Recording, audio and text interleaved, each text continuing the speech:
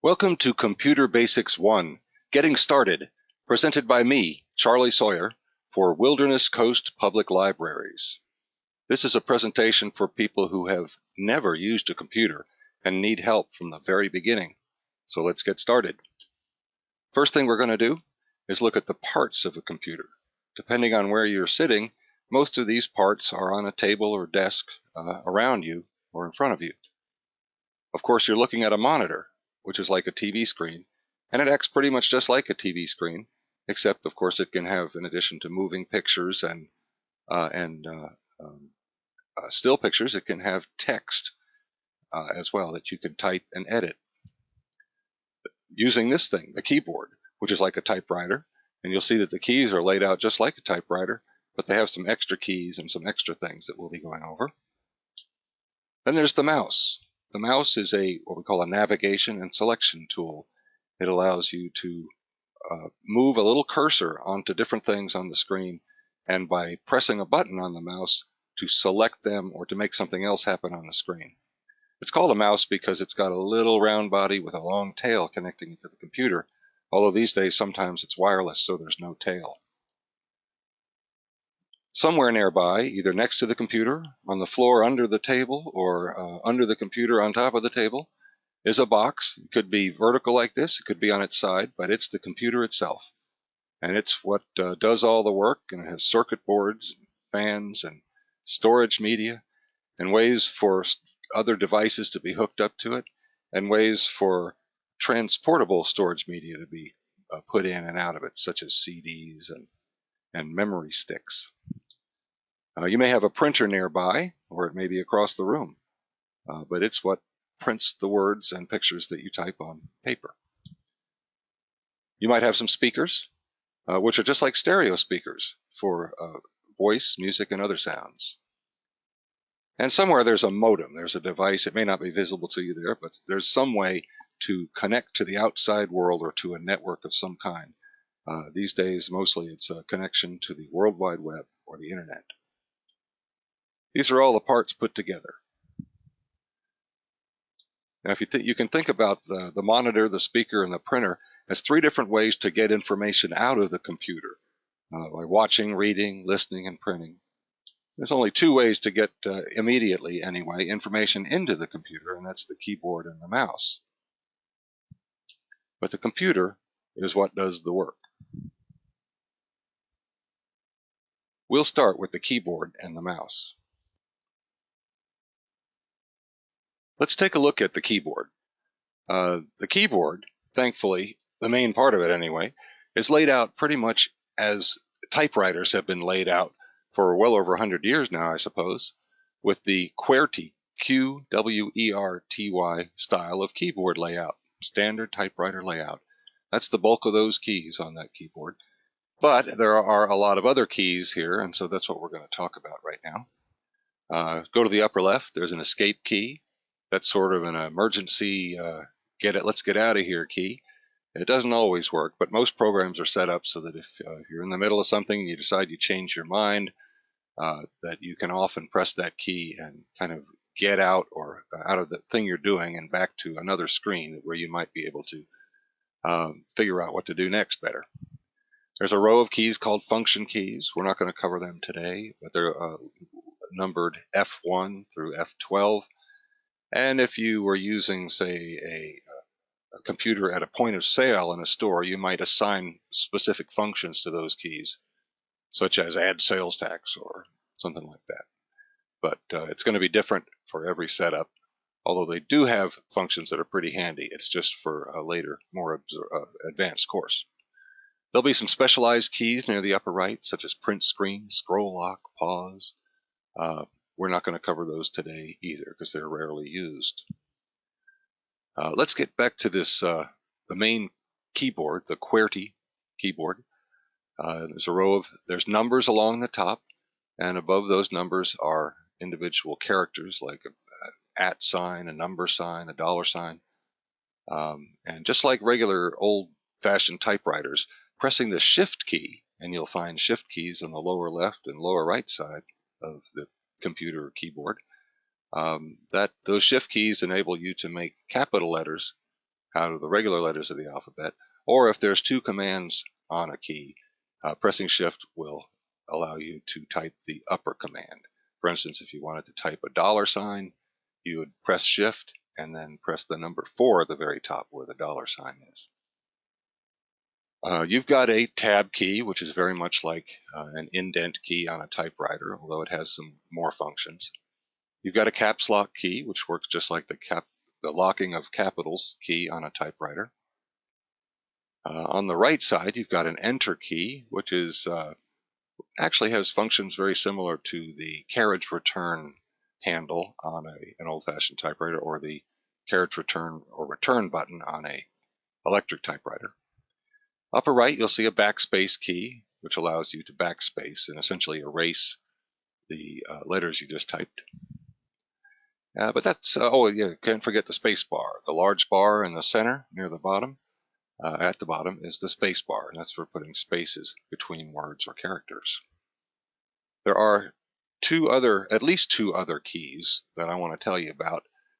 You'll look down in the lower left, you'll see a control, CTRL, and an alternate, ALT key, and you'll usually see them repeated on the right side as well.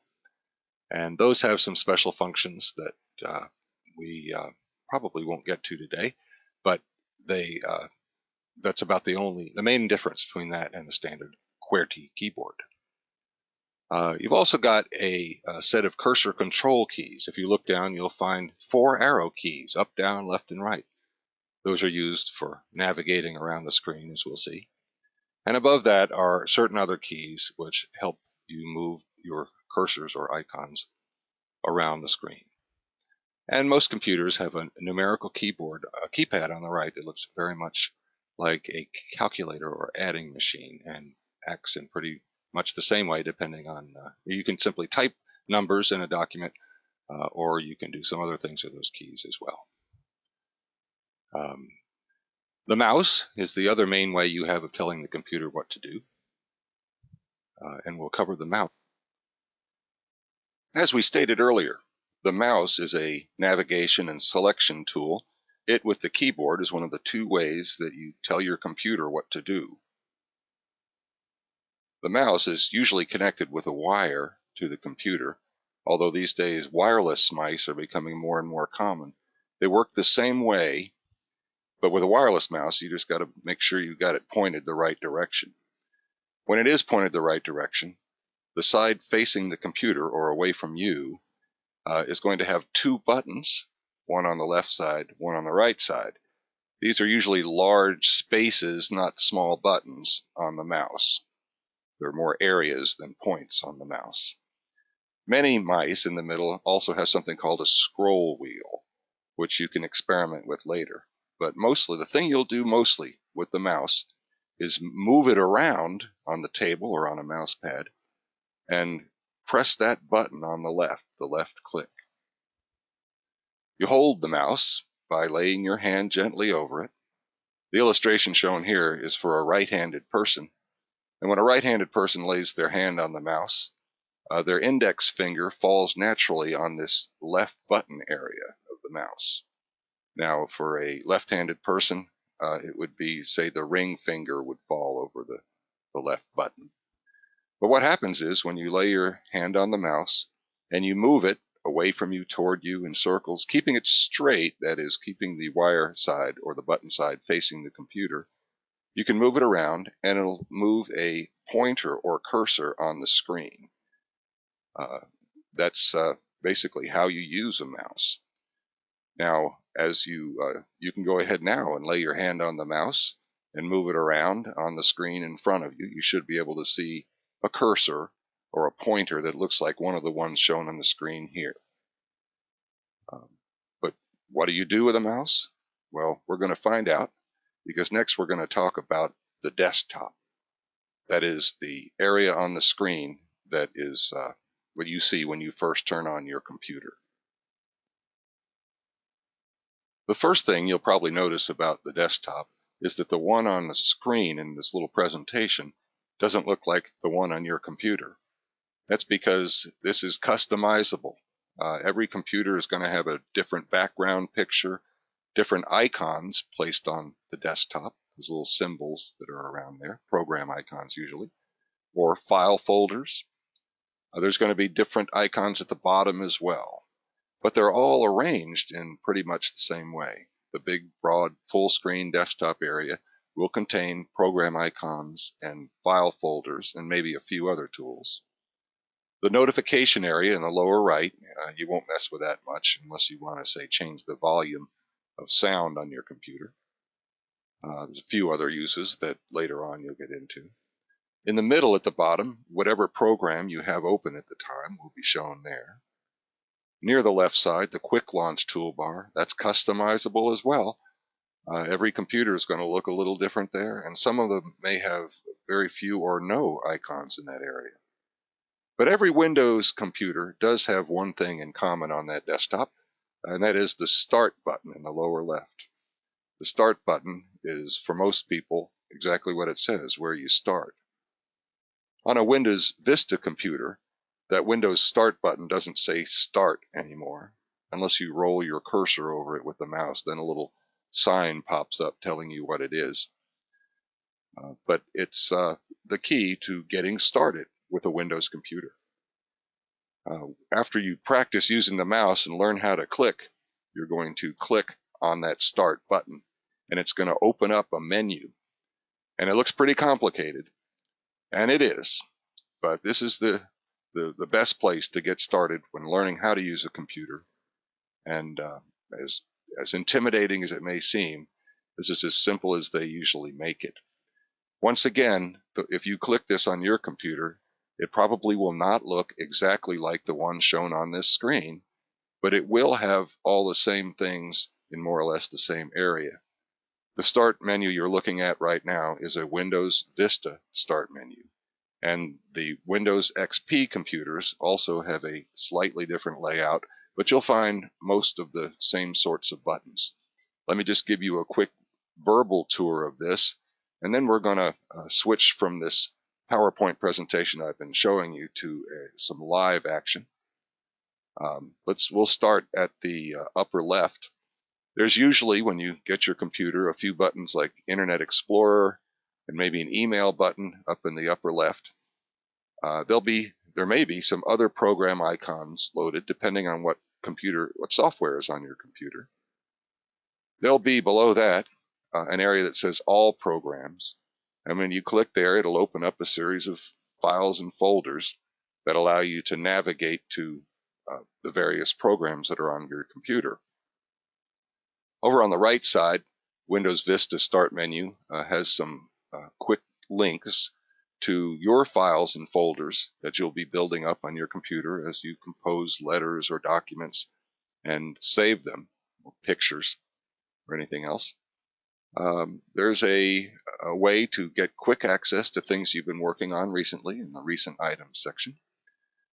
And there are ways to personalize or change computer settings. Control Panel, Default Programs are the two links for that in Vista. And there's a place for you to get help and support. The lower right are some buttons to turn your computer off or to restart it. And there down in the bottom is one of the things that Windows Vista got a real plus in, and that is its search capabilities. You can type words into that box and click the little magnifying glass icon there, and you'll be able to find things on your computer that you otherwise might not know where they are. But going back to that All Programs, even on a brand new computer, if you click that, you get a very complex list of programs, and you'll probably not know what many of them are. What's a snipping tool? What's a sync center? It is complicated, and that's why I guess you're in a class here to learn how to do this stuff. But to find things, say if you want, there's usually a calculator that comes with your computer, and you'd have to open the folder called Accessories, and in there are all the accessories, including Calculator and WordPad. We're going to look at WordPad in a minute, and Calculator as well, as part of our mouse practice. What you're looking at right now is the desktop to my computer at home. It's customized to my preferences, And it's, of course, not going to look exactly like the desktop to the computer you're looking at now or to the one you may have at home. What I want to do is give you some practice using the mouse because you can't open programs, you can't do anything until you learn how to use that mouse. So what I recommend is that you get someone to help you to open one of the programs that I'm going to show you how to use that are good mouse practice programs just to get you used to using it. After you know how to use it, then eventually you'll learn how to open these programs yourself. But if you put your hand on the mouse itself, move it around, you'll see that I'm moving my mouse in just a small circle, keeping it aimed away from me, and I'm moving this arrow that you see on the screen all around. And that's basically how you move the mouse around. And I'm going to show you that, well, let's take a look at this. I'm going to click on the Start menu and open it up. Because what I'm going to do is get to the calculator that comes with Windows so that you can practice with that. And I've put my mouse on the button that says All Program, and I press that left mouse button. I move it up here to this folder called Accessories, and I'm going to press that left mouse button again, and it opens the folder. And there inside is something that says Calculator. When I press on that icon, it opens a calculator. I move my mouse up to it. I can actually press this left mouse button down on this blue area and move it right to the center of the screen. I know it's not very big, but that's what they give you with Windows computers. So if I want to work this calculator, I put my cursor over the number 2, press that left mouse button just once, and the number 2 appears in the window up there. Then I click on the little plus icon, click that 2 again, and then move over here and click on the equal sign. 2 plus 2 equals 4, just like any calculator. Press clear. Let me do that again. I use a bigger number. I'll click 2, 5, and then let's do some multiplication. This little icon right here. Click the multiplication. 25 times 4 equals 100. So if you can get someone to help you open the calculator, then you can do this as well. You can add, subtract, multiply, divide, and do all the things that you can do on a simple calculator that you might buy in the store. I'm going to open another thing too. I'm going to come up here and I'm going to close this program right now, the calculator program. I do that by rolling over the little X in the upper right hand corner, and you can see the little pop-up sign said close.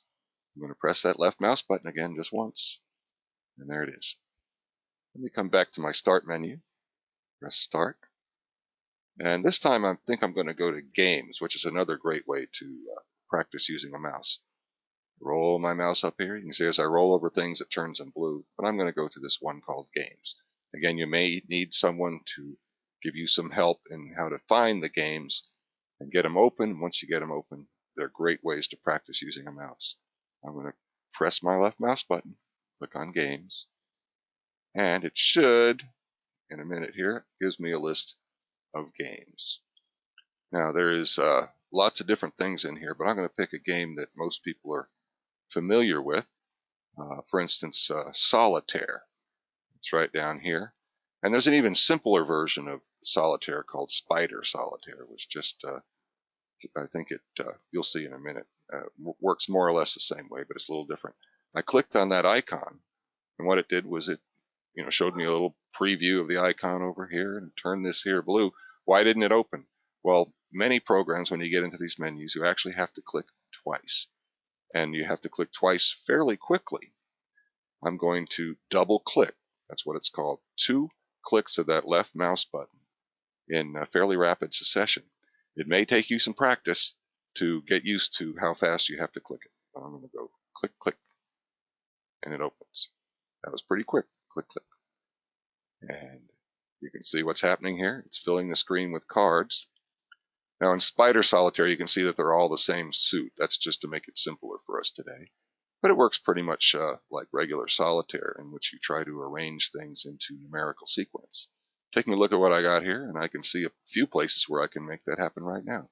So I'm going to move the mouse on the mouse pad up here and put it on this 3 card.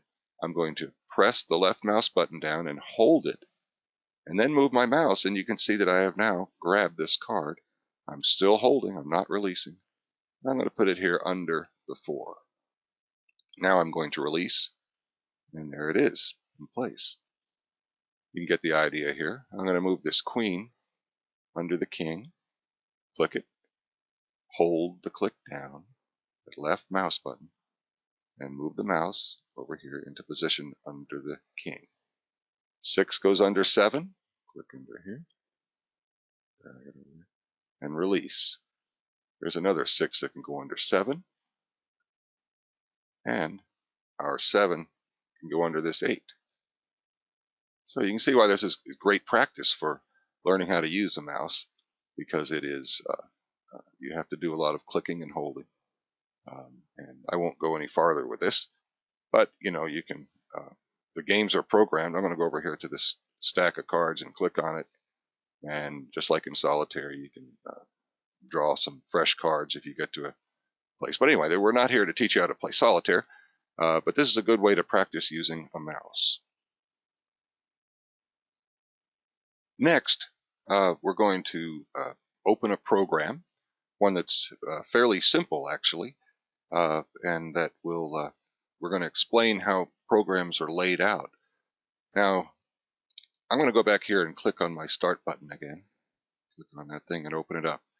Again, this looks pretty complicated, but you also saw when I clicked on All Programs, it opened up a lot of other windows, so it's even more complicated than it looks at first glance. And I know that, and you know that. It's just going to take time and experience working with it. Let me click outside of this box to close it again and get back in without that even more complicated thing showing. When I click here, you can see that the programs that I use a lot I have customized this menu and put them in here to make them give me easy access to them. The one we're going to work with next is called WordPad, because it's a very simple word processor, and most people want to be able to write on their computer. I'm not going to click here just yet. I could, but I want to point something out, not to make your life more complicated, but just let you know that you can even simplify your life further. As you learn these skills, you'll be able to do this. Here's an icon on my desktop. I'm going to click on it once, just to drag it up here where we can see it better. I'm clicking and holding, putting it up here sort of in the middle where we can see it. It's highlighted right now because I clicked on it. But that is, we'll do the same thing. If I click on this, it will open the program called WordPad. There it is too. If I click there, it will open the same program called WordPad. And I clicked outside that box to close it. And I will let you know that I could also put it down here. I don't think I have it down here right now, but I could have it down here. Why would you do this? As you learn to work with these programs, you'll see that the things you work with every day, you want to put them somewhere where it's easier to get at than navigating through files and folders to get at it.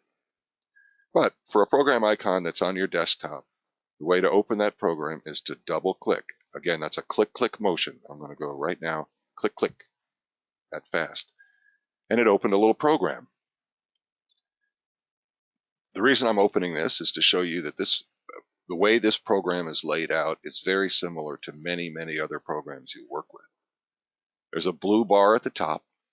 When I click and hold in that blue bar, I can actually move this window around the screen by moving my mouse.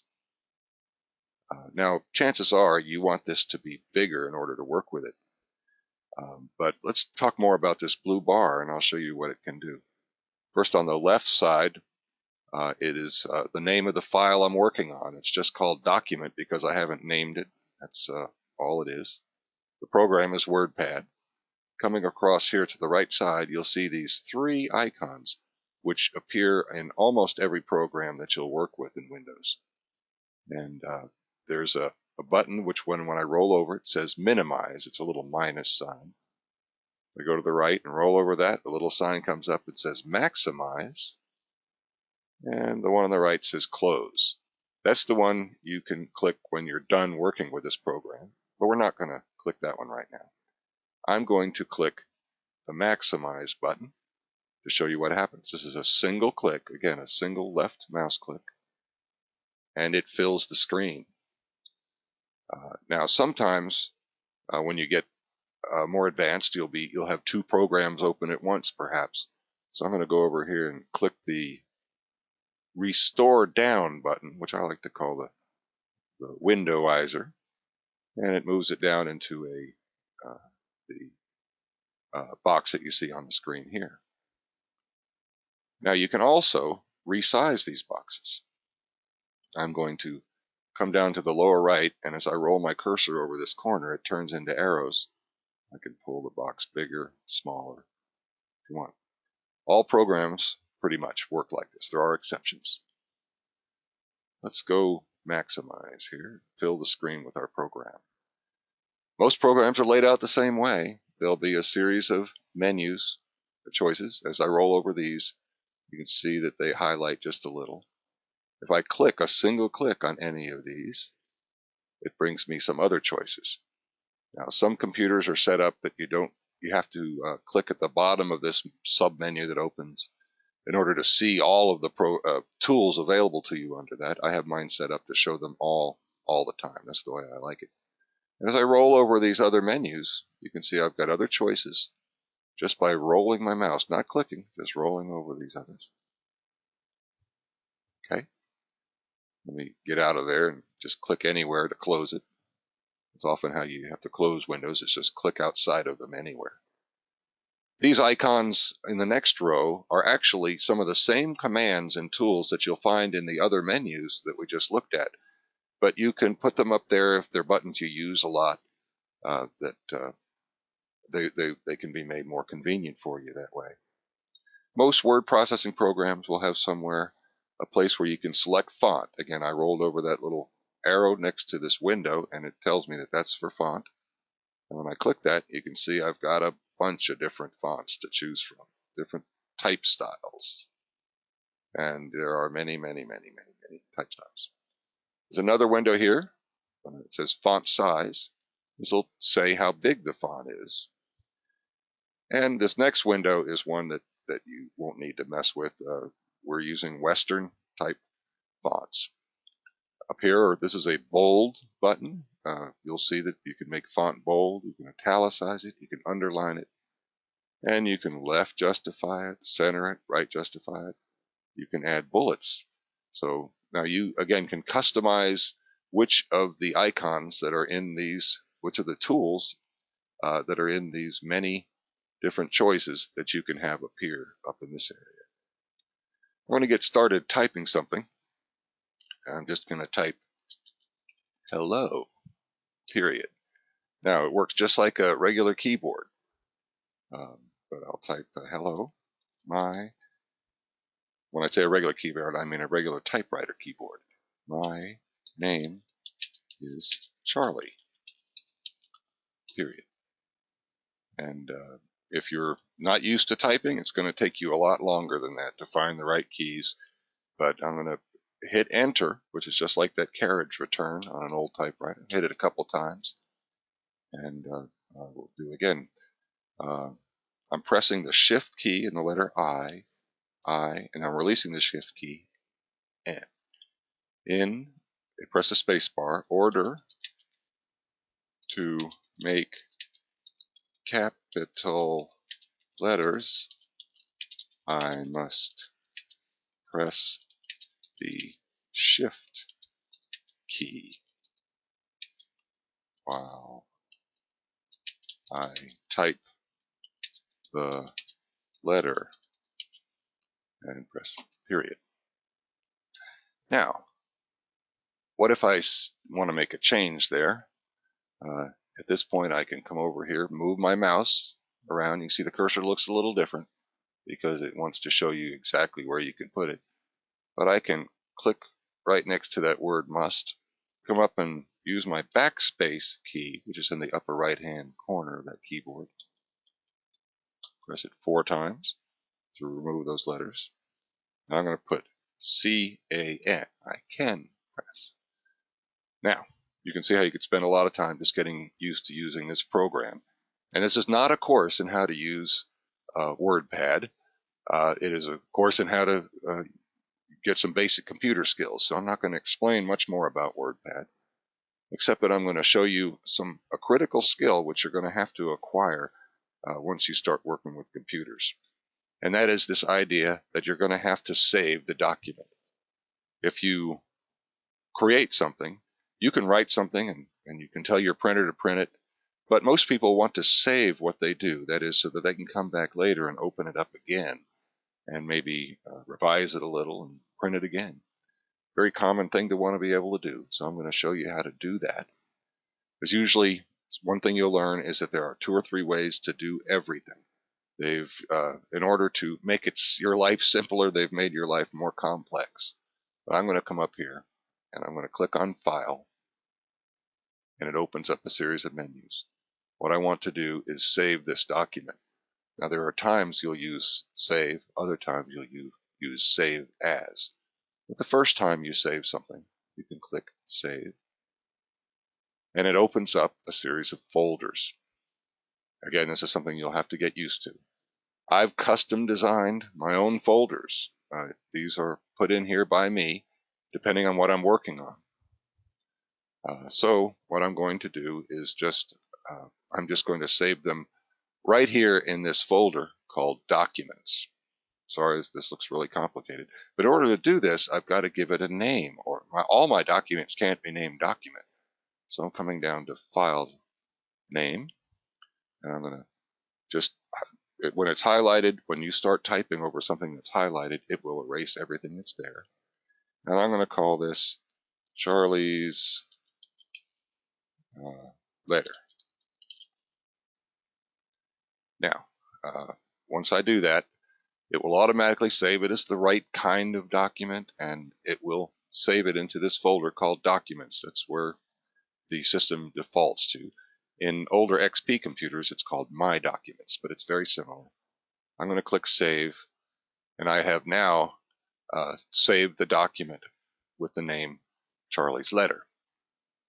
You can see that in the upper left, it now has the name of the document. But let's say I add more to my letter. Well, I want to save it. Maybe I want to send this not to Charlie, but to Mary. Hit Enter a couple times. Let's make this Mary's letter, period. So I've worked on a document for a while. I've sent my letter to Charlie, but I want to send a similar letter to Mary. File. Now, if I just click Save, it will overwrite Charlie's letter. That is, it'll erase Charlie's letter, and it will replace it with Mary's letter. But I want to save my old Charlie's letter, so I click Save As, and it's giving me the path that shows where this letter lives. But I'm just going to change the name slightly.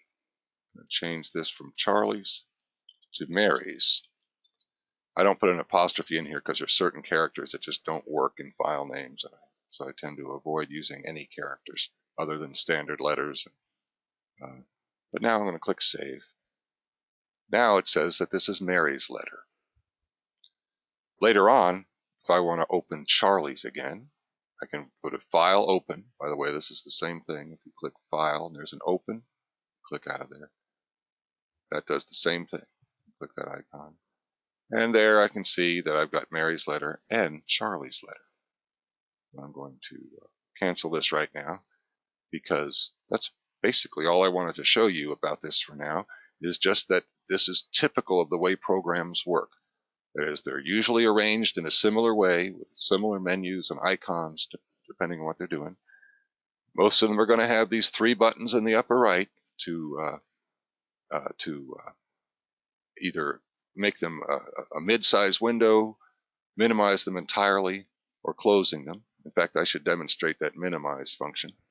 When I roll over that, it says minimize.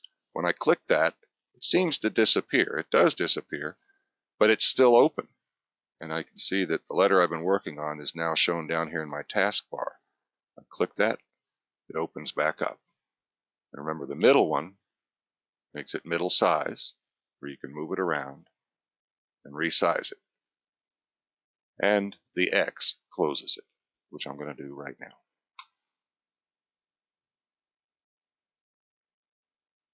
Now, the last thing I'm going to show you today is how to get help when you're working with a computer. That is, how to get access to the help that's built into the computer.